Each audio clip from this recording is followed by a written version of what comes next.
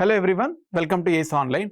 So ఈ వీడియోలో మనం ఫెర్టిలైజర్స్ గురించి చూద్దాం. ఓకే, సో జోగ్రఫీలో మనకి ఇండియన్ జోగ్రఫీలో అగ్రికల్చర్ చాప్టర్లో ఈ ఫెర్టిలైజర్స్ అనేది ఒక సబ్ టాపిక్.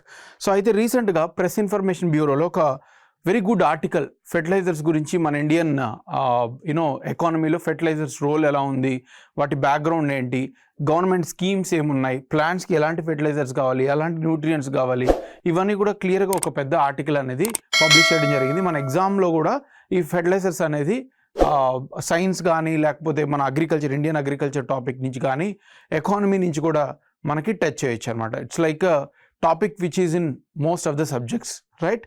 సో అయితే ఈ ఫెర్టిలైజర్స్ యొక్క రోల్, ఎలాంటి ఫెర్టిలైజర్స్ ఉన్నాయి, మన ఇండియన్ ఎకనామికల్ సినారియోలో ఫెర్టిలైజర్స్ ఎలా ఉన్నాయి, ఇవన్నీ చూసే ముందు బ్రీఫ్ బ్యాక్గ్రౌండ్ మనం డిస్కస్ చేయాలి.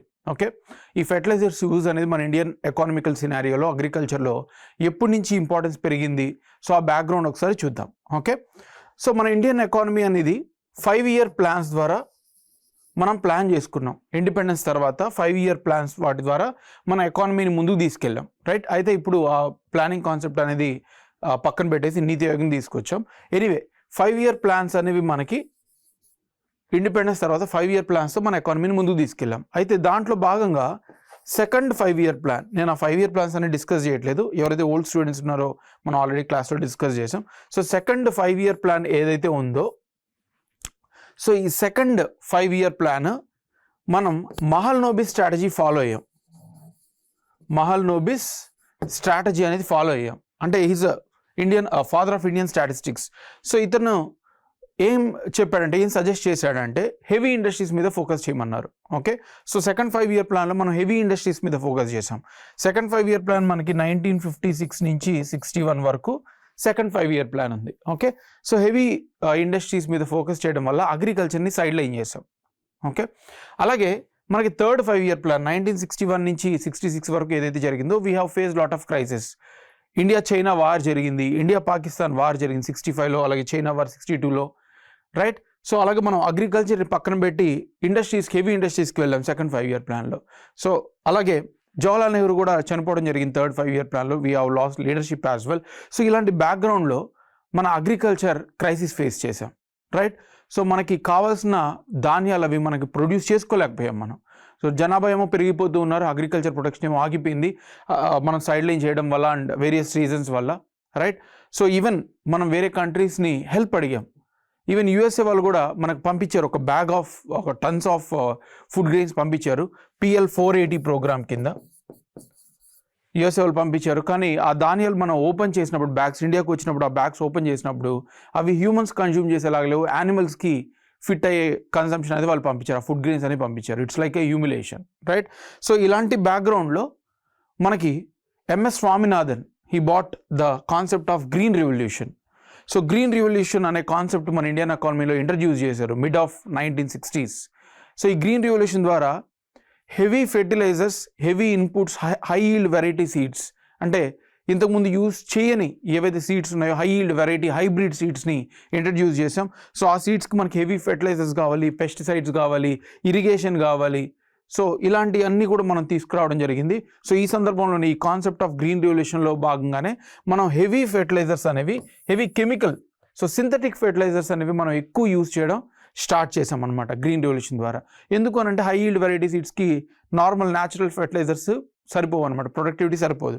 సో దానికోసం మనం ఫెర్టిలైజర్స్ అనేవి, సింథటిక్ ఫెర్టిలైజర్స్ అనేది యూజ్ చేయడం జరిగింది. And with in few years మనకు కావాల్సిన ఫుడ్ గ్రెయిన్సే మనం ప్రొడ్యూస్ చేసుకోవడమే కాకుండా వేరే కంట్రీస్కి కూడా మనం ఎక్స్పోర్ట్ చేయగలిగాం. So it's a very big success story in Indian economical బ్యాక్గ్రౌండ్, రైట్?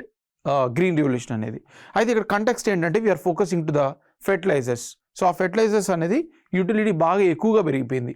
దానివల్ల మనకి చాలా లిమిటేషన్స్ వచ్చాయి లాంగ్ టర్మ్లో. అప్పటికప్పుడు మనం రియలైజ్ అవ్వలేదు, కానీ but over the period of time మనకి తెలిసి వచ్చింది ఏంటంటే continuous cultivation, green revolution use చేసి కంటిన్యూస్గా మనం కల్టివేట్ చేస్తూ ఉన్నాం. సింథటిక్ ఫెర్టిలైజర్స్ అన్నీ యూస్ చేస్తూ ఎక్కువగా యూస్ చేయడం జరిగిందనమాట, రైట్? సో ఈ నైట్రోజన్, NPK, మనకి ఫెర్టిలైజర్స్ అనేవి మెయిన్గా farmers nitrogen, phosphorus and potassium, ఇది జనరల్గా మనకి 4:2:1 ఉండాలి. అంటే ఒక 4 kg నైట్రోజన్ యూస్ చేస్తే ఫాస్ఫరస్ ఒక 2 kg, పొటాషియం ఒక 1 kg. కానీ ప్రజెంట్ మనకి దగ్గరగా 7:2.7:1గా ఉందన్నమాట. అంటే ఎక్కువ కావాల్సిన దానికన్నా ఎక్కువ యూజ్ చేస్తున్నాం. ఫార్మర్స్కి తెలియదు ఎంత యూజ్ చేయాలని. సో దానికన్నా ఎక్కువగా మనం యూజ్ చేస్తున్నాం. అప్రాక్సిమేట్లీ 6.7 యాక్చువల్లీ ఇది 6.7:2.7:1. అంటే 1 kg పొటాషియంకి 2 kg ఫాస్ఫరస్, దగ్గర 7 kgs నైట్రోజన్ ఫెర్టిలైజర్ అనేది మనం ప్రజెంట్ యూజ్ చేస్తున్నాం, right. So heavy Reliance on synthetic fertilisation పెరిగిపోయింది. దానివల్ల ఏమైందంటే మనకి న్యూట్రియంట్ ఇంబ్యాలెన్స్, ప్లాంట్స్కి చాలా న్యూట్రియంట్స్ కావాలి, మ్యాక్రో న్యూట్రియంట్స్, మైక్రో న్యూట్రియంట్స్, అవన్నీ మనం నెక్స్ట్ స్లైడ్స్లో చూద్దాం. సో అవి ఇంబ్యాలెన్స్, కావాల్సినవేమో ఎక్కువ యూజ్ చేసాం, కావాల్సిన వాటికన్నా ఎక్కువ యూజ్ చేసాం, అలాగే లేనివి మనం ఇగ్నోర్ చేస్తాం అనమాట. ప్లాంట్కి చాలా న్యూట్రియంట్స్ కావాలి, కానీ కొన్ని న్యూట్రియంట్స్ని ఎక్కువ ఇచ్చి మిగిలిన న్యూట్రియంట్స్ని మనం ఆపేయడం జరిగింది. దానివల్ల సాయిల్ కూడా డిగ్రేడ్ అయిపోతూ వచ్చింది, సాయిల్ ఫెర్టిలిటీ తగ్గిపోతూ వచ్చింది. ఓకే, దాంట్లో ఉన్న సారవంతం ఏదైతే ఉందో అదంతా కూడా తగ్గిపోతూ వచ్చింది అనమాట. ఫైన్. సో అలాగే ఎక్సెసివ్ న్యూట్రియంట్స్ యూజ్ చేయడం వల్ల మనకి సాయిల్ స్ట్రక్చర్ చేంజ్ అయిపోయింది, న్యూట్రియంట్స్ లాస్ అయిపోయాయి, రన్ ఆఫ్ ద్వారా మనకి వెళ్ళిపోయాయి. వాటితో పాటు ఎన్విరాన్మెంటల్ కంటామినేషన్ కూడా జరిగింది. అంటే సాయిల్ని డిగ్రేడ్ చేయడమే కాదు, ఎన్విరాన్మెంట్లో ఎక్కువ ఎక్సెస్ గ్యాసెస్ కూడా రిలీజ్ చేయడం జరిగింది, నైట్రోజన్ ఇలాంటివన్నీ కూడా, right, which is a bad for sustainable of human life. అలాగే ఆ ప్లాంట్స్ ఏవైతే గ్రో అవుతున్నాయో, అంటే ఇమ్మీడియట్గా కాకపోయినా కొన్ని 10-20 years తర్వాత మనకు ఆ ప్లాంట్స్ ఏవైతే గ్రో అయ్యాయో అవి తక్కువ న్యూట్రియంట్స్ తీసుకోవడం, ఆ ప్లాంట్స్ యొక్క క్వాలిటీ ఫాడర్ ఏదైతే ఉందో, 4H క్రాప్స్ అంటారనమాట. 4H క్రాప్స్ అంటే యానిమల్స్కి తినడానికి ఇచ్చే ఫుడ్.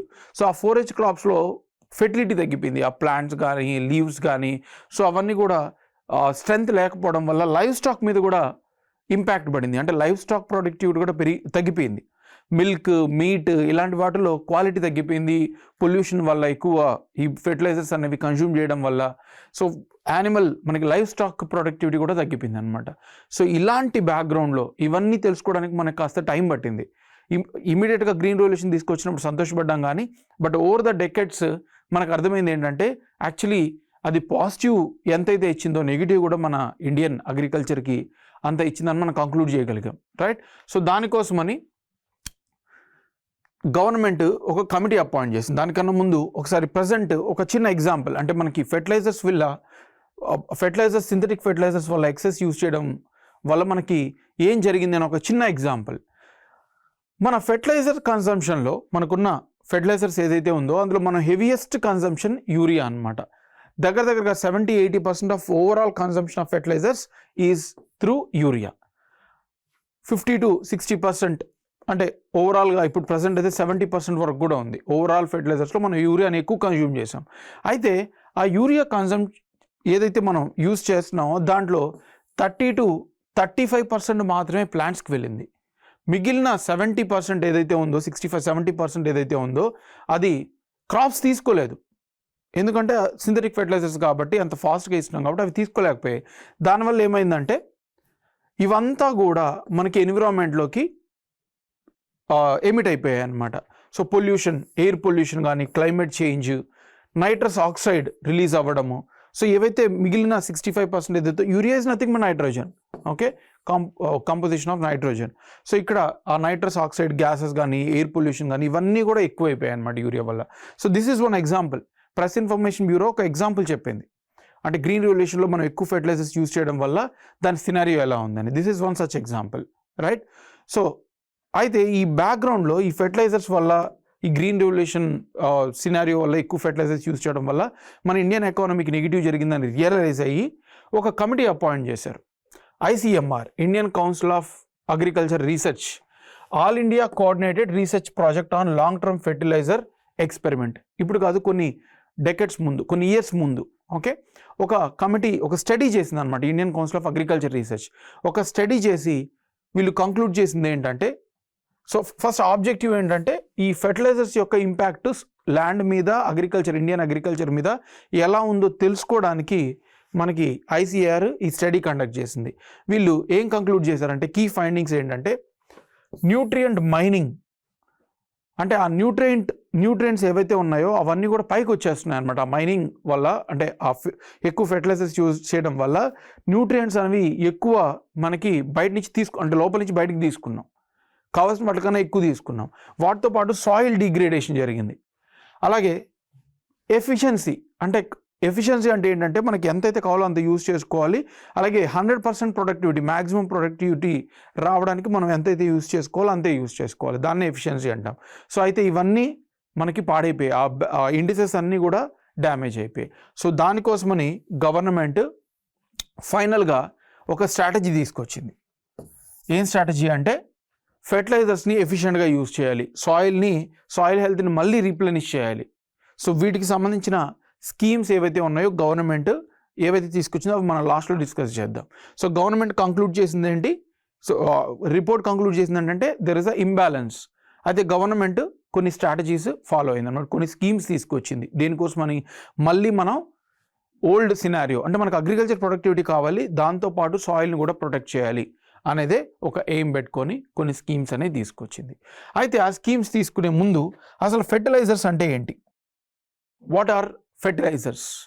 ఓకే, నౌ ఫెర్టిలైజర్స్ అంటే సో ఫెర్టిలైజర్స్ అంటే ఏంటంటే ఏదైనా మెటీరియల్, అది సింథటిక్ అయినా అవ్వచ్చు లేదా ఆర్గానిక్ అయినా అవ్వచ్చు, any material that is applied for సాయిల్కి ఏదైతే మనం అప్లై చేస్తున్నామో ఏదైనా మెటీరియల్, ఆర్గానిక్ కానీ ఇన్ఆర్గానిక్ కానీ, అది న్యూట్రియంట్స్ సప్లై చేయడానికి ఆ మెటీరియల్ని మనం ఏదైతే యూజ్ చేస్తున్నామో దాన్ని మనం ఫెర్టిలైజర్స్ అంటాం.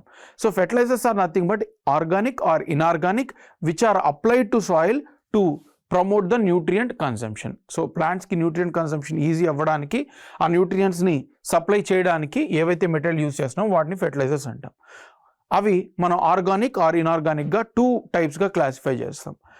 ఆర్గానిక్ అంటే న్యాచురల్ సోర్సెస్ నుంచి సప్లై చేయడం, అంటే కంపోస్ట్ కానీ, మాన్యూర్ కానీ, ఫిష్ బోన్స్ కానీ, లేకపోతే బోన్ మీల్ కానీ, సీవీడ్ కానీ, ఏదైనా మనం న్యాచురల్గా ఏదైతే సప్లై చేస్తామో without any artificial addition of compounds, దాన్ని మనం ఆర్గానిక్ ఫెర్టిలైజర్స్ అని అంటాం. ఓకే, సో ఈ ఆర్గానిక్ ఫెర్టిలైజర్స్ బెనిఫిట్ ఏంటంటే ఇవి గ్రాడ్యువల్గా రిలీజ్ అవుతాయి, ఒక్కసారిగా ప్లాంట్ రూట్స్కి వెళ్ళిపోవు, మెల్లిమెల్లిగా రిలీజ్ అవుతూ రూట్స్ తీసుకుంటాయి. దానివల్ల ఏమవుతుందంటే ఎఫిషియన్సీ పెరుగుతుంది, సాయిల్ ఫెర్టిలిటీ కూడా మెయింటైన్ అవుతుంది, ప్లాంట్ని కూడా ఓవర్ బర్డన్ చేయం.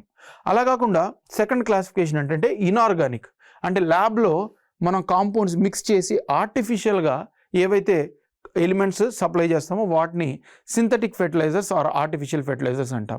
ఇవేంటంటే ఇమీడియట్ సప్లై, ఇమీడియట్గా ప్లాంట్కి వెళ్ళిపోతాయి, సాయిల్కి వెళ్ళిపోతాయి. అయితే ప్రొడక్టివిటీ సడన్గా బూమ్ అవుతుంది కానీ లాంగ్ టర్మ్గా వాటి మీద ఇంపాక్ట్ ఉంటుంది అనమాట, లాంగ్ టర్మ్గా సాయిల్ ఫెర్టిలిటీ తగ్గిపోతుంది.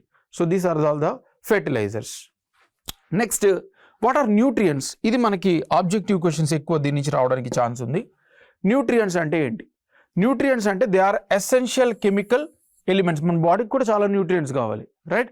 సో ఏవైతే ఎసెన్షియల్ కెమికల్ ఎలిమెంట్స్ ఉన్నాయో ప్లాంట్స్ కోసం, లైక్ సాయిల్, వాటర్, ఇవన్నీ ప్లాంట్ గ్రో అవ్వడానికి వాటర్ కన్జ్యూమ్ చేయాలి, అలాగే సాయిల్లో ఉన్న నైట్రోజన్ తీసుకోవాలి. సో ఈ న్యూట్రియంట్స్ అన్నీ కూడా సపోర్ట్ చేస్తాయి అన్నమాట ప్లాంట్ గ్రోత్కి. సో ఏవైతే కెమికల్ ఎలిమెంట్స్ ప్లాంట్ గ్రోత్కి సపోర్ట్ చేస్తాయో వాటిని మనం ప్లాంట్ న్యూట్రియంట్స్ అంటాం. దగ్గరగా ఒక ప్లాంట్కి 16 to 17 న్యూట్రియంట్స్ కావాల్సి ఉంటుంది. సో అవి ఒక్కొక్క న్యూట్రియంట్కి ఒక్కొక్క రోల్ ఉంటుంది. Very important for the exam. ఒక్కొక్క న్యూట్రియంట్కి ఒక్కొక్క రోల్ ఉంటుంది. నైట్రోజన్ ఏం చేస్తుందంటే, nitrogen nutrient leaf growth, chlorophyll. మనకి ప్లాంట్స్లో లీవ్స్ ఉంటాయి కదా, క్లోరోఫిల్ ఉంటుంది కదా ఫోటోసింథసిస్ కండక్ట్ చేయడానికి. సో ఈ నైట్రోజన్ కానీ ఎఫిషియెంట్గా ప్లాంట్ తీసుకోగలిగితే లీవ్స్ గ్రో అవుతాయి, అలాగే క్లోరోఫిల్ కంటెంట్ కూడా పెరుగుతుంది. అప్పుడు ఫోటోసింథసిస్ కూడా బాగా చేసుకోవడానికి ఛాన్స్ ఉంటుంది అనమాట. నెక్స్ట్, పాస్పరస్, ఎన్పీకే మెయిన్ అనుకున్నాం కదా, నైట్రోజన్, పాస్పరస్, పొటాషియం. పాస్పరస్ ఏం చేస్తుందంటే హెల్దీ రూట్ సిస్టమ్ గ్రో అవుతుంది, tap route, right? So strong tap route, అలాగే ఫైబ్రస్ రూట్స్ కూడా దాని చుట్టూ గ్రో అవడానికి ఛాన్స్ ఉంటుంది అనమాట, రైట్? సో పాస్పరస్ యొక్క రోల్ ఏంటంటే healthy root system. Next, potassium, NPK. Potassium ఏం చేస్తుందంటే వాటర్ రెగ్యులేషన్, డ్రాట్ రెసిస్టెంట్. అంటే వాటర్ ఎక్కువ ఉన్నప్పుడు మంచిగా తీసుకుంటుంది, తక్కువ ఉన్నప్పుడు మేనేజ్ చేసుకుంటుంది అనమాట. సో ఆ రోల్ మనకి పొటాషియంకి ఉంటుంది, అంటే water use efficiency, drought resistance ఇందులో ఉంటుంది. నెక్స్ట్, ఇవన్నీ మ్యాక్రో న్యూట్రియంట్స్, నేను టేబుల్ కూడా చూపిస్తాను. సల్ఫర్ ఏం చేస్తుందంటే, సల్ఫర్ కూడా macro nutrient retention in soil. కింద సాయిల్లో మనకి ఏదైతే ఉందో అందులో న్యూట్రియంట్స్ని రీటైన్ చేసుకునే కెపాసిటీ పెంచుతుందన్నమాట సల్ఫర్. ఓకే, నెక్స్ట్ కాల్షియం ఏం చేస్తుందంటే న్యూట్రియంట్ అప్టేక్. ఒక ప్లాంట్లో ఆ న్యూట్రియంట్స్ ఏవైతే సాయిల్లో ఉన్నాయో అవి ఈజీగా ప్లాంట్ తీసుకోవడానికి ఫైలం జైలం రెండు కూడా పైప్ నెట్వర్క్ ఉంటాయి ఇంటీరియర్ ప్లాంట్ లోపల. సో అక్కడ మనకి న్యూట్రియంట్ అప్టేక్ బాగా ఉండేలాగా చూసుకుంటుంది అనమాట కాల్షియం. తర్వాత మెగ్నీషియం ఏం చేస్తుందంటే న్యూట్రియంట్ వాటర్ ఎఫిషియన్సీ. సో ఫాస్ఫరస్కి పొటాషియంకి కొలిజన్ లాగా, అంటే రెండు కూడా న్యూట్రియంట్స్ అలాగే వాటర్ ఎఫిషియన్సీ. సో ఇవి రెండింటిని కూడా తీసుకునేది మెగ్నీషియం కూడా హెల్ప్ చేస్తుంది. నెక్స్ట్ మైక్రో న్యూట్రియంట్ చూసుకున్నట్టయితే మాలిబ్డినం అండ్ కోబాల్ట్. ఇది నాబార్డ్ రీసెంట్గా ఒక ఎగ్జామ్లో కూడా అడిగారు. మాలిబ్డినం అండ్ కోబాల్ట్ రోల్ ఏంటంటే మెటబాలిజం ఆఫ్ నైట్రోజన్, అంటే నైట్రోజన్ ఎలా డైజెస్ట్ చేసుకొని దాన్ని ఎఫిషియెంట్గా ప్లాంట్ యూజ్ చేసుకోగలదో అది మాలిబ్డినం అండ్ కోబాల్ట్ చేస్తుంది. నెక్స్ట్ బోరాన్ వచ్చేసరికి ఫ్లవర్ ఫ్రూట్ డెవలప్మెంట్. సో మనకి ఫ్లవర్ ఏదైతే ప్లాంట్ ఉందో ప్లాంట్లో మనకి ఫ్లవర్ రావాలి, ఫ్లవర్ తర్వాత ఫ్రూట్ వస్తుంది, right? So flower fruit development అనేది మనకి బోరాన్ హెల్ప్ చేస్తుంది అనమాట, అవి ప్రాపర్గా గ్రో అవ్వడానికి. Next copper, iron and zinc, ఈ మూడు కూడా మైక్రో న్యూట్రియంట్స్. సో ఇవి ఎంజైమ్స్ రియాక్షన్స్, మనకి డిఫరెంట్ ఎంజైమ్స్ ఉంటాయి ప్లాంట్లో.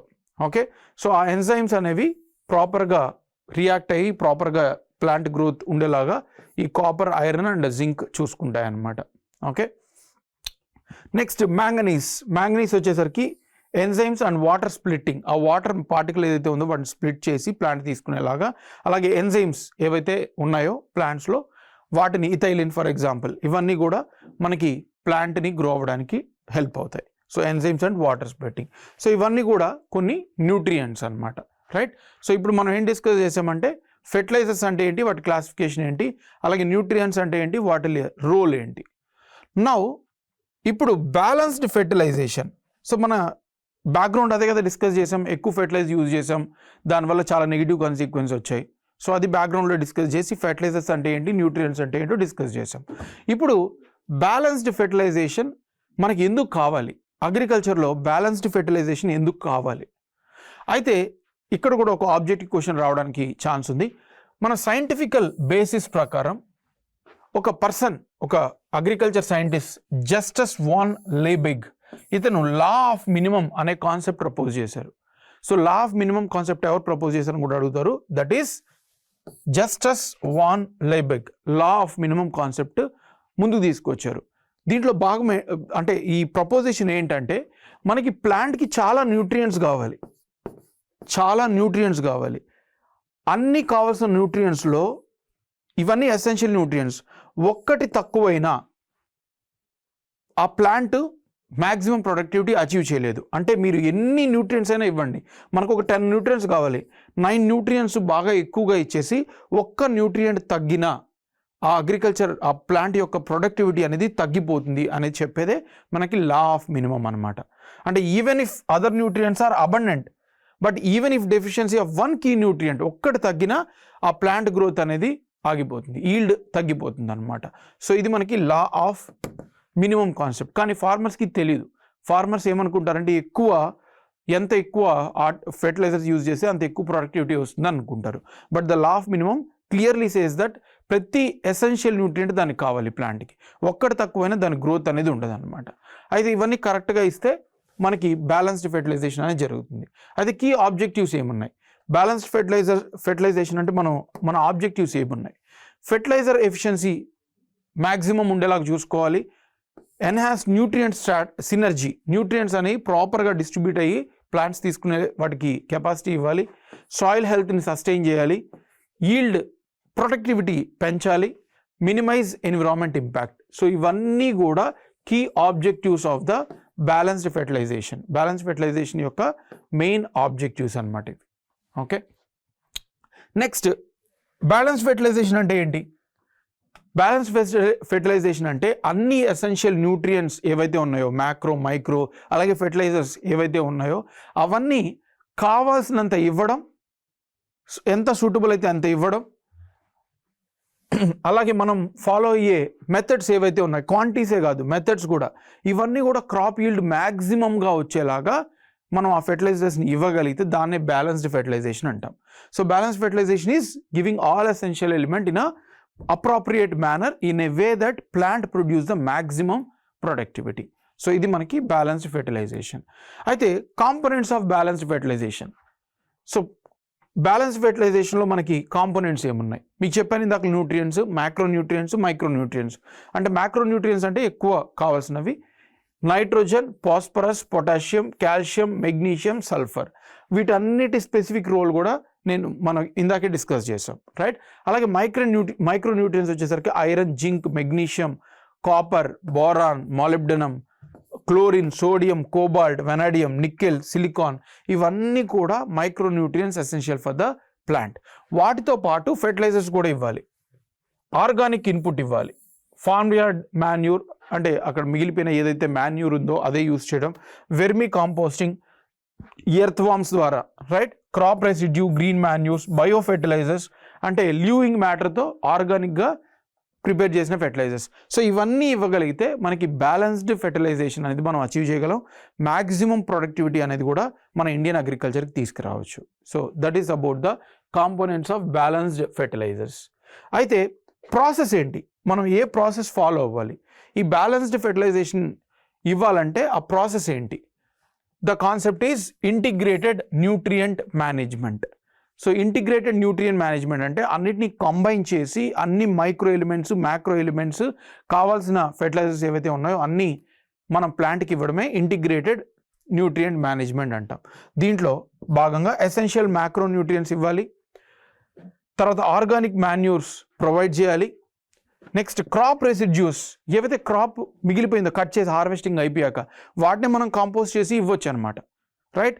సో వాటితో పాటు క్రాప్ రొటేషన్ ఏంటంటే మన సౌత్ ఇండియాలో అయితే particularly kharif, rabi, even zaid if possible అదే ప్యాడీ క్రాప్ని మళ్ళీ చేస్తుంటారు, రైట్. అలాగా అంటే మోనోక్రాపింగ్ అంటాం అనమాట. మోనోక్రాపింగ్ అంటే cultivating same crop in all the seasons in the same land. దాన్ని మనం మార్చాలి, క్రాప్ రొటేషన్ చేయాలి. అంటే ఖారీఫ్లో మనం ప్యాడీ చేస్తే రాబీలో ఇంకొక crop, right, like fruits, vegetables కానీ లేకపోతే మెయిజ్ కానీ ఇలాంటివి మనం రొటేట్ చేస్తూ ఉండాలి. దానివల్ల ఏమవుతుందంటే ఇన్సెక్ట్స్ అలవాటు చేసుకోవన్నమాట, రైట్. ఏవైనా ఒకే క్రాప్ అయితే వాటికి అలవాటు అయిపోతుంది. నెక్స్ట్ కస్టమైజ్డ్ ఫెర్టిలైజర్స్ అంటే ఏ ల్యాండ్కి ఎలాంటి న్యూట్రియంట్స్ కావాలి, ప్రతి ఒక్క ల్యాండ్ ఒక్కొక్క టైప్ ఉంటుంది అనమాట. రెడ్ సాయిల్స్ డామినేట్ అంటే ఒక టైప్ ఉంటుంది, బ్లాక్ సాయిల్స్ డామినేట్ అయితే ఇంకొకలాగా ఉంటుంది. సో అవి తెలుసుకొని టైలర్ మేడ్ అంటే స్పెసిఫిక్గా ఆ పర్టికులర్ ఫీల్డ్స్ ఎలాంటివి కావాలో ఆ డేటాబేస్లో వాటికి ఇవ్వడం అనమాట. సో ఇవన్నీ మనం చేయగలిగితే ప్రాసెస్ బ్యాలెన్స్డ్ ఫెర్టిలైజేషన్ అనేది మనం అచీవ్ చేయొచ్చు. సో ఇది మనం బ్యాలెన్స్డ్ ఫెర్టిలైజేషన్ యొక్క ఇంపార్టెంట్ కాన్సెప్ట్. అలాగే మనకి ఇంకొక కాన్సెప్ట్ కూడా ఉంది, regenerative agriculture. Balanced fertilisation achieve చేయాలంటే మనం రీజనరేటివ్ అగ్రికల్చర్ కూడా మనం తీసుకురావాలి. రీజనరేటివ్ అగ్రికల్చర్ అంటే ఏంటి? It is a holistic farming approach, అంటే అన్ని విధాల సూటబుల్ అయిన farming approach where we are going to restore the soil health and biodiversity. అంటే ఇప్పటి వరకు డెజర్టిఫికేషన్ జరిగింది, సాయిల్ ఇన్ఫర్టిలిటీ జరిగింది గ్రీన్ రెవల్యూషన్ తర్వాత. ఏదైతే ల్యాండ్ మనం సారవంతమైన ల్యాండ్ పోగొట్టుకున్నామో దాన్ని మనం తిరిగి మళ్ళీ సాయిల్ ఫెర్టిలిటీ తీసుకురావడాన్ని రీజనరేటివ్ అగ్రికల్చర్ అంటాం. అంటే మళ్ళీ మనం సాయిల్ హెల్త్ని తీసుకుని రావడం, వాటితో పాటు ఎన్విరాన్మెంటల్ సస్టైనబుల్ ప్రాక్టీసెస్ మనం ఇంప్లిమెంట్ చేస్తే దాన్నే మనం రీజనరేటివ్ అగ్రికల్చర్ ప్రాక్టీసెస్ అంటాం. అందులో కొన్ని ఎలిమెంట్స్ ఉన్నాయి. అంటే ఎలాంటి పాపులర్ అగ్రికల్చర్ రీజనరేటివ్ ప్రాక్టీస్ ఎలా ఉన్నాయంటే మైక్రో ఇరిగేషన్, అంటే స్ప్రింక్లర్ కానీ స్ప్రింక్లర్ కానీ లేదా డ్రిప్ ఇరిగేషన్ కానీ, అంటే వాటర్ కంటిన్యూస్గా ఇవ్వడం కానీ స్మాల్ అమౌంట్, రైట్. సో దాన్ని మనం మైక్రో ఇరిగేషన్ అంటాం. అలాగే ఆగ్రోఫారెస్ట్రీ అండ్ హార్టికల్చర్. ఆగ్రోఫారెస్ట్రీ అంటే ఏంటంటే అగ్రికల్చర్తో పాటు ట్రీస్ని గ్రో చేయడం.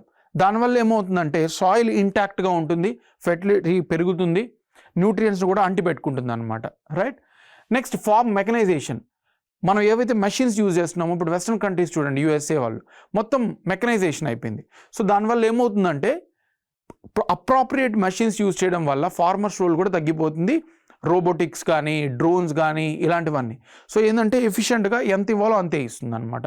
Human activity are human intervention అనేది తగ్గించేస్తుంది. నెక్స్ట్ ఇంటిగ్రేటెడ్ ఫార్మ్ సిస్టమ్స్, అంటే ఇంటిగ్రేటెడ్ ఫార్మ్ సిస్టమ్ అంటే ఏంటంటే మనం కల్టివేట్ చేసే ల్యాండ్లోనే క్రాప్స్ గ్రో చేయడం, లైవ్ స్టాక్, పౌల్ట్రీ, సో అన్నిటిని మిక్స్ చేసి దానివల్ల ఏమవుతుందంటే ఆర్గానిక్ ఫెర్టిలైజర్స్ కూడా డెవలప్ అవుతాయి. మనకి ఎక్స్క్రీటా ద్వారా లైవ్ స్టాక్ ఎక్స్క్రీటాను కూడా మనం మాన్యూర్గా యూజ్ చేయొచ్చు. అలాగే nitrogenous fertilisation usage management, nitrogen urea ఎక్కువ ఇవ్వకూడదు, ఎంత కావాలో అంతే ఇవ్వాలి. నెక్స్ట్ న్యాచురల్ ఫార్మింగ్ అంటే organic, zero budget natural farming లాంటి కాన్సెప్ట్స్ అనేవి ఎమర్జ్ అవుతున్నాయి. సో ఆర్టిఫిషియల్ సింథటిక్ వాటిని తగ్గించేయడం. నెక్స్ట్ గ్రీన్ మాన్యూర్ అంటే అక్కడ ఏవైతే ఎన్విరాన్మెంటల్ ఫ్రెండ్లీ మాన్యూర్ ఉన్నాయో వాటిని యూజ్ చేయడం. నెక్స్ట్ కవర్ క్రాపింగ్ అంటే ఏంటంటే మనం ఏదైతే క్రాప్స్ గ్రో చేస్తున్నామో వాటితో పాటు కొన్ని క్రాప్స్ గ్రో చేస్తాం. దేనికోసం? అవేమి మనకి పర్పస్ ఫుడ్ ఇవ్వవు, బట్ సాయిల్ని ఫెర్టిలిటీగా ఉండేలాగా చూసుకుంటాయి. వాటికంటూ స్పెసిఫిక్ ప్లాంట్ స్పీసెస్ ఉన్నాయి. సో ఆ ప్లాంట్ స్పీసెస్ ఏవైతే మన ఓన్ క్రాప్ ద్వారా మనకు కావాల్సిన క్రాప్తో పాటు ఏవైతే మనం ఇంకా ఎక్స్ట్రా ప్లాంట్స్ గ్రో చేస్తున్నామో సాయిల్ ప్రొటెక్టివిటీ కోసం, దాన్ని మనం కవర్ క్రాపింగ్ అంటాం. ఆ క్రాప్స్ మనకు ఫుడ్ ఏమేవు కానీ సాయిల్ని మాత్రం ప్రొటెక్ట్ చేస్తాయి. తర్వాత మల్చింగ్ అంటే ఏంటంటే ఒక షీట్ లాగా ల్యాండ్ ఏరియా, అగ్రికల్చర్ ల్యాండ్ మొత్తం కూడా కప్పేయడం అనమాట, స్ట్రా కానీ లీవ్స్తో. దానివల్ల ఏమవుతుందంటే మనకి సాయిల్ ఫెర్టిలిటీ పెరుగుతుంది అనమాట, సాయిల్లో ఉన్న న్యూట్రియన్స్ వెళ్ళిపోవు, రన్ ఆఫ్ తగ్గిపోతుంది. అలాగే క్లైమేట్ రెసిలియంట్ అగ్రికల్చర్, మనం ప్రాక్టీస్ చేసే అగ్రికల్చర్ క్లైమేట్ని తట్టుకొని ఉండే అగ్రికల్చర్ తీసుకురావాలి. దానికోసమని మనకి సిల్వీ పాస్టోరల్ ఇలాంటివన్నీ కూడా చాలా ఉన్నాయన్నమాట. సో ఇవన్నీ కూడా మనం అగ్రికల్చర్ రీజనరేటివ్, మళ్ళీ మన సాయిల్ ఫెర్టిలిటీ పెంచేలాగా చేసే ప్రాక్టీసెస్ అనమాట. So that is about the balanced fertilization. So ఇప్పటివరకు మనం ఏం డిస్కస్ చేసామంటే బ్యాక్గ్రౌండ్ డిస్కస్ చేసాం, గ్రీన్ రివల్యూషన్, తర్వాత దాని వల్ల వచ్చిన నెగిటివ్ కాన్సిక్వెన్సెస్, తర్వాత ఫెర్టిలైజర్స్ అంటే ఏంటి, న్యూట్రియంట్స్ అంటే ఏంటి, లా ఆఫ్ మినిమం అంటే ఏంటి, రైట్? వాటితో పాటు బ్యాలెన్స్డ్ ఫెర్టిలైజేషన్ యూటిలిటీ ఎలా ఉండాలి, ఏం చేయాలి, and regenerative agriculture which can promote balanced fertilization. So ఇవన్నీ కూడా చూసాం. దీనికోసమని ఇవన్నీ ప్రమోట్ చేయడానికి, వీటిలన్నింటినీ ఇంటిగ్రేట్ చేస్తూ ప్రమోట్ చేయడానికి గవర్నమెంట్ కొన్ని ఇనిషియేటివ్స్ తీసుకొచ్చింది. ఇది మనకి ఇంపార్టెంట్ ఎగ్జామ్లో, రైట్? మిగిలినవి కూడా మనకి ఇంపార్టెంటే, మైక్రోన్యూట్రియన్స్ ఇవన్నీ కూడా, బట్ గవర్నమెంట్ ఇనిషియేటివ్స్ కొన్ని తీసుకొచ్చింది అనమాట. అవేంటో చూద్దాం. First soil health card scheme. ఇదేంటంటే మనకి ప్రతి ల్యాండ్కి ఒక కార్డు ఇస్తున్నారు, సాయిల్ హెల్త్ కార్డ్. మీకు అగ్రికల్చర్ బ్యాక్గ్రౌండ్ ఉన్న పేరెంట్స్ కానీ గ్రాండ్ పేరెంట్స్ ఉంటే మీకు ఐడియా ఉంటుంది. సో ఆ హెల్త్ కార్డ్ ఇచ్చి ఆ ల్యాండ్ ఎలాంటి ఫెర్టిలైజర్స్ యూజ్ చేయాలి, రైట్? సో ప్రతి ల్యాండ్కి ప్లాట్ వైజ్ సాయిల్ టెస్టింగ్ అనేది చేసి అక్కడ ఏ న్యూట్రియంట్స్ ఉన్నాయి, ఏవి ఎక్కువ కావాలి, ఏవి ఎంత యూజ్ చేయాలో క్లియర్గా ఆ కార్డులో డిజిటల్గా మనకి ఫీడ్ అయి ఉంటుంది అనమాట. ఇది 2015లో లాంచ్ చేశారు. టోటల్గా 12 పారామీటర్స్ అసెస్ చేస్తారు, మ్యాక్రో అలాగే మైక్రో న్యూట్రియంట్స్. Total 12 parameters. అలాగే ప్రతి 2 ఇయర్స్కి మారుతూ ఉంటుంది ఆ కార్డ్ అనేది, ఇష్యూ చేస్తూ ఉంటారు, ఎందుకంటే అక్కడ ఉన్న న్యూట్రియంట్స్ అన్ని కూడా మనకి మారిపోతూ ఉంటాయి అనమాట టైం బట్టి, right? Next crop specific fertilization. ఏ క్రాప్ అయితే పండిస్తున్నారో దానికి సంబంధించిన ఫెర్టిలైజర్స్ రికమెండ్ చేస్తుంది. ఇప్పటివరకు దగ్గరగా 25.55 crore కార్డ్స్ డిస్ట్రిబ్యూట్ చేయడం జరిగింది. నవంబర్ 2025కి మనకి 25.5 crore cards were issued under the scheme, right? So అలాగే ఫార్మర్ ట్రైనింగ్ కూడా మనం ఇస్తున్నాం అనమాట వాళ్ళకి అవగాహన పెంచడానికి. Next nutrient based subsidy scheme, NBS scheme. ఇది కూడా చాలా ఎగ్జామ్స్లో అడిగారు. ఇదేంటంటే మనకి సబ్సిడీస్ ఇస్తున్నారు ఫెర్టిలైజర్స్, కానీ ఫెర్టిలైజర్స్ ఎవరైతే తయారు చేస్తున్నారో వాళ్ళకి సబ్సిడీ ఇస్తున్నారు, కానీ ఆ సబ్సిడీస్ అనేవి మనకి NPK, సల్ఫర్ అవి ఎలా వీళ్ళు ఆ ఫెర్టిలైజర్స్లో ఇంక్లూడ్ చేస్తున్నారు? ఓన్లీ నైట్రోజన్ మొత్తం ఇంక్లూడ్ చేసేస్తున్నారు, లేకపోతే అన్నిటినీ కలిపిస్తున్నారా? సో బెస్ట్ క్వాలిటీ ఫెర్టిలైజర్స్ ఏవైతే ఉన్నాయో వాటికి మాత్రమే ఎక్కువ సబ్సిడీస్ ఇస్తున్నారు, బ్యాలెన్స్ లేకుండా ఉంటే వాటికి తక్కువ సబ్సిడీస్ ఇస్తున్నారు. దానివల్ల ఏమవుతుందంటే బ్యాలెన్స్డ్ యూజ్ ఆఫ్ ఫెర్టిలైజేషన్ అనేది జరుగుతుంది అనమాట. మనకి ఫాస్ఫరస్, అలాగే పొటాషియం అండ్ డైఅమోనియం ఫాస్ఫేట్, ఇక్కడ నైట్రోజన్ కూడా ఉంటుంది. సో వీటికి మనకి న్యూట్రియంట్ బేస్డ్ సబ్సిడీ స్కీమ్ ఇస్తున్నారనమాట. ఇప్పటి వరకు 2.04 lakh crore సబ్సిడీస్ ఇవ్వడం జరిగింది అనమాట 2022-23 నుంచి 2024-25 మధ్య. ఓకే, సో ఇది కూడా మనకి PIBలోనే పబ్లిష్ చేశారు. Next neem coated urea. So ఏదైతే మనం 60% వరకు యూరియా యూజ్ చేస్తున్నాం అని చెప్పుకున్నాం కదా, ఆ యూరియాకి నీమ్ కోటింగ్ ఇస్తున్నారనమాట, neem, right? So neem coating ఇవ్వడం వల్ల ఏం జరుగుతుందంటే మనకి స్లోగా ఆ న్యూట్రియంట్స్ అనేవి రిలీజ్ అవుతాయి. ఆ నైట్రోజన్ కాంపౌండ్స్ ఏవైతే ఉన్నాయో మనకి యూరియా, అవి స్లోగా రిలీజ్ అవుతాయి. అలాగే ఈ నీమ్ కోటింగ్ ఇవ్వడం వల్ల ఏమవుతుందంటే చాలా ఫార్మర్స్ ఏదైతే ఫెర్టిలైజర్ కొనుక్కుంటున్నారో ఆ యూరియా అది ఇండస్ట్రీ పర్పస్కి కన్వర్ట్ చేసేస్తున్నారు. ఫార్మర్స్ వాళ్ళకి డబ్బులు లేక చీప్గా అమ్మేసి ఇండస్ట్రీస్కి అమ్మేస్తున్నారు. సో నీమ్ కోటింగ్ చేయడం వల్ల ఇండస్ట్రీస్ కూడా ఇవి యూజ్ చేయలేవు, ఓన్లీ అగ్రికల్చర్కి మాత్రమే పనికి వస్తుంది అనమాట. రైట్. సో నీమ్ కోటింగ్ అనేది ఇస్తున్నారు. 100% నీమ్ కోటింగ్ సిన్స్ 2015. ఏవైతే అగ్రికల్చర్ కోసం యూజ్ చేస్తున్నారో ఫెర్టిలైజర్స్ 100% మ్యాండేటరీ చేశారు. మీరు ఖచ్చితంగా నీమ్ కోటింగ్ ఇవ్వాల్సిందే, లేకపోతే మేము సబ్సిడీస్ ఇవ్వము. సో మ్యాండేటరీ చేసింది అనమాట. సో యూరియా ఓవర్ యూస్ అనేది మనకి తగ్గిపోతుంది, నైట్రోజన్ ఇవన్నీ కూడా స్లోగా రిలీజ్ అవుతాయి అన్నమాట. అలాగే ఏవైతే నీమ్ కోటింగ్ చేసి అమ్ముతున్నారో అవి ఎంఆర్పి కన్నా 5% హైయర్ అమ్ముకోవచ్చు అని గవర్నమెంట్ కూడా శాంక్షన్ చేసింది. సో నీమ్ కోటింగ్ వల్ల ఇన్ని బెనిఫిట్స్ ఉన్నాయి. ఇది కూడా ఒక scheme. Next Paramparagat Krishi Vikas Yojana PKVY. So ఇదేంటంటే మనకి 2015లో లాంచ్ చేశారు. ఇది ఆర్గానిక్ ఫార్మింగ్ మనకి ఎంకరేజ్ చేస్తున్నారు అనమాట. సబ్సిడీస్ ఇస్తున్నారు. ప్రతి హెక్టార్కి ఒక్కొక్క హెక్టార్కి 31,500 వరకు 3 years వరకు కూడా సబ్సిడీ ఇస్తున్నారు. ఎవరైతే ఆర్గానిక్ ఫెర్టిలైజర్స్ యూజ్ చేస్తారో వాళ్ళకి సబ్సిడీ వస్తుంది. ఇనిషియల్గా వాళ్ళు ప్రొడక్టివిటీ లాస్ అవుతారు. అంటే ఆర్గానిక్ సింథటిక్ ఫెర్టిలైజర్స్ యొక్క ప్రొడక్టివిటీ వేరే ఉంటుంది, ఆర్గానిక్ వేరే ఉంటుంది. బట్ మనం ఎన్విరాన్మెంట్ని కూడా దృష్టిలో పెట్టుకోవాలి కాబట్టి ఈ ఆర్గానిక్ ఫార్మింగ్ అనేది ప్రమోట్ చేయడానికి ఈ స్కీమ్ లాంచ్ చేశారు. 31,500 per hectare సబ్సిడీ ఇస్తున్నారు అన్నమాట. ఇప్పటి వరకు మనకి 16.9 lakh hectares కవర్ అయ్యాయి. అక్టోబర్ 2025 వరకు 16.9 lakh hectares కవర్ అయ్యాయి. సో దీనివల్ల కాంపోస్ట్, బయోఫెర్టిలైజర్స్, ఆర్గానిక్ ఇన్పుట్స్ ఇవన్నీ మనం ఎంకరేజ్ చేస్తున్నాం అనమాట. Then PM Pranam scheme, programme for restoration, awareness generation, nourishment and amelioration of mother earth. అంటే ఎన్విరాన్మెంట్ని దృష్టిలో పెట్టుకుని ఈ స్కీమ్ లాంచ్ చేసామన్నమాట.